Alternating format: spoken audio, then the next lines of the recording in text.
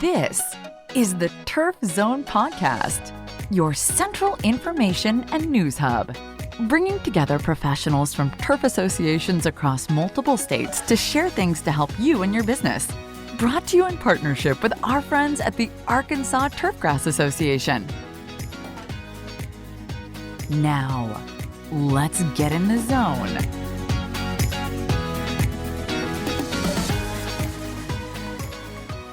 Welcome to the Turf Zone. In this episode of Arkansas Turfgrass, we feature an article titled, Utilize All Your Tools to Protect Your Turf from Winter Injury, written by Mike Richardson, Eric Boer, and Thomas Walton of the University of Arkansas. Last winter was a very mild one for the natural state.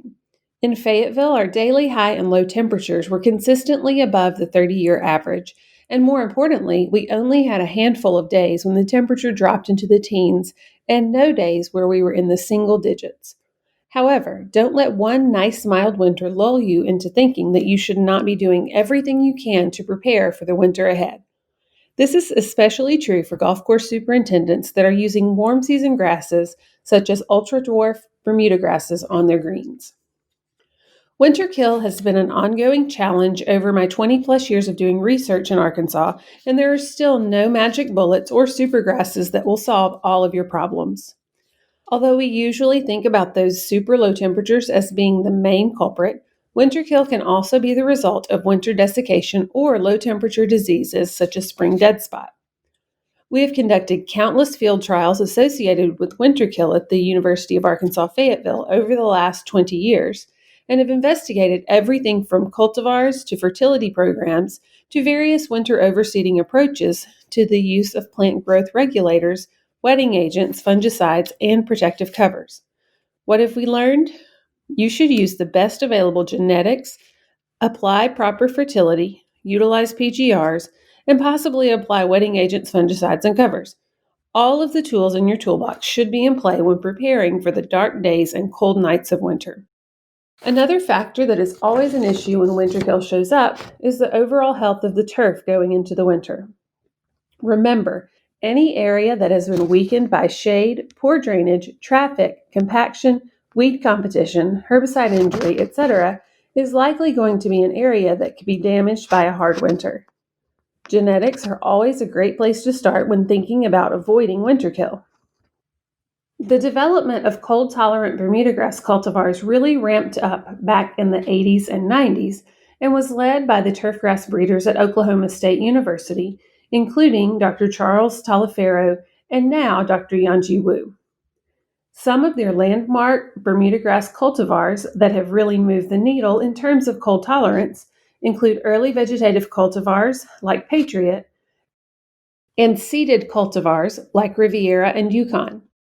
In recent years, a number of new hybrids such as Latitude 36, Northbridge, and Tahoma 31 have shown even more promise for protection against winter kill.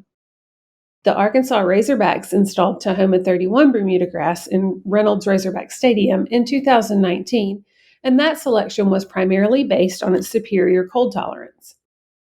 The Razorbacks have also converted most of Baum Stadium to Latitude 36 over the past 5 to 6 years. Over that time period, issues with winter kill have been almost non-existent with these new grasses. Although more energy has been focused on developing cold-tolerant Bermuda grasses than other species, there are also some exciting new developments on the horizon for traditional lawn grasses like St. Augustine grass. When looking at the ultra-dwarf Bermuda grasses, or UDB, for putting greens, there are fewer options with regards to genetics, but we have certainly seen differences in our trials. We conducted a 3-year trial at Fayetteville that included the major UDB cultivars Champion, Mini Verde, and Tiff Eagle. Although the degree of winter kill that was observed each year was strongly influenced by the severity of the weather, we consistently saw less winter injury on Mini Verde and Tiff Eagle than we did on Champion. We recently published that work and would be happy to share a full copy of the paper. There are also some new cultivars and experimental lines out there that appear to be promising, but it is too early to make a strong recommendation regarding winter survival. When it comes to management, some of our earliest studies looked at the effects of fall fertility programs and plant growth regulators, specifically Primo, on winter injury of Bermuda grass. Historically, it was believed that nitrogen should not be applied in the fall to grasses like Bermuda grass, and you should switch to a winterizer fertilizer that was high in potassium to avoid winter injury. Studies over the last 20 years from Arkansas, Kentucky, and Virginia have consistently shown that applying nitrogen in the fall is not a contributing factor to winter injury as long as potassium is not deficient.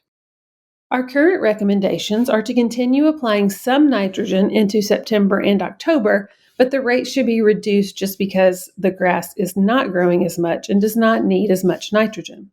We've also seen some positive benefits of applying Primo going into the fall, but all of that work was done on golf course fairway turf, so we're not sure if it is applicable to other species or surfaces. Both fall nitrogen and Primo have also shown a positive benefit on early spring green-up in Bermuda grass. Over the past 5 years, much of our work has focused on managing winter injury on ultra-dwarf putting greens, and most of those studies have revolved around the use of protective covers and wetting agents. The use of protective covers during the winter season is a proven strategy to combat winter kill in both warm season grasses. Covers enhance survival of Bermuda grass by retaining more moisture in the crowns and maintaining soil temperatures above a critical threshold. Historically, it was recommended that ultra-dwarf Bermuda grass putting surfaces should be covered when the predicted low temperature was going to be below 25 degrees Fahrenheit. Recent field trials at our location have demonstrated that the predicted temperature for covering greens can be lowered to 15 degrees Fahrenheit with no reduction in winter survival. This strategy can be financially beneficial to a golf course as the labor required to cover and uncover greens is significant, and this reduction in the covering temperature can significantly reduce the number of covering events during the winter. In addition, reducing the number of coverings can also allow the course to be open for play more in the winter, which can impact revenue for the club. Unfortunately, even when covers are used, winter kill can still be observed on putting greens in more northern locations. Another strategy that we are currently studying is the inclusion of an air gap under the cover to further reduce extreme low temperatures on the greens. An air gap prevents the cover from coming directly in contact with the surface of the putting green and could provide additional insulation and warmer temperatures than covers alone.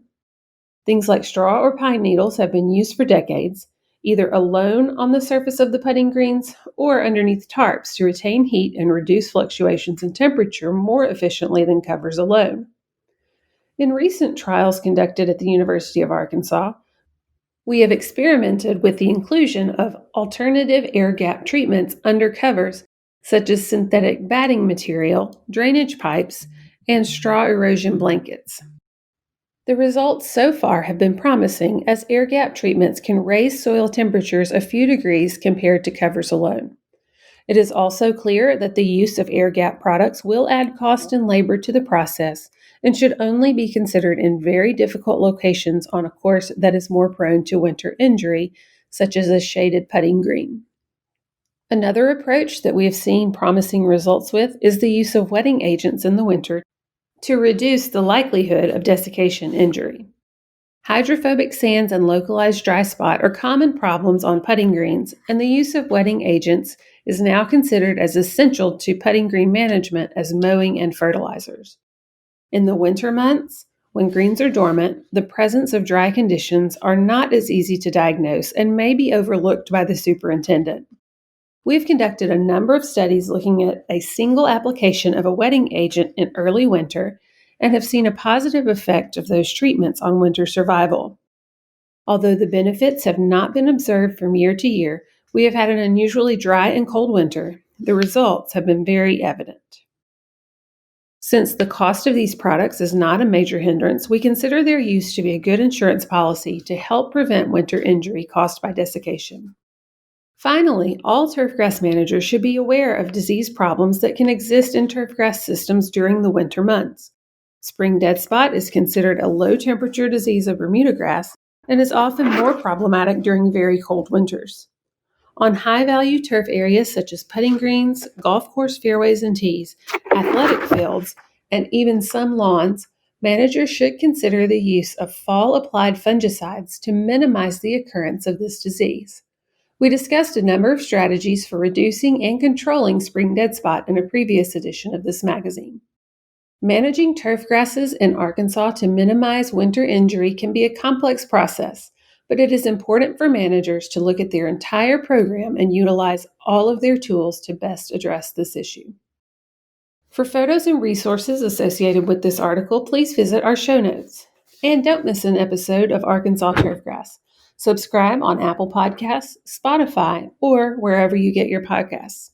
You can also visit us at theturfzone.com. You've been listening to The Turf Zone. For more episodes of The Turf Zone, visit theturfzone.com and subscribe on Apple Podcasts, Stitcher, or your favorite podcast app.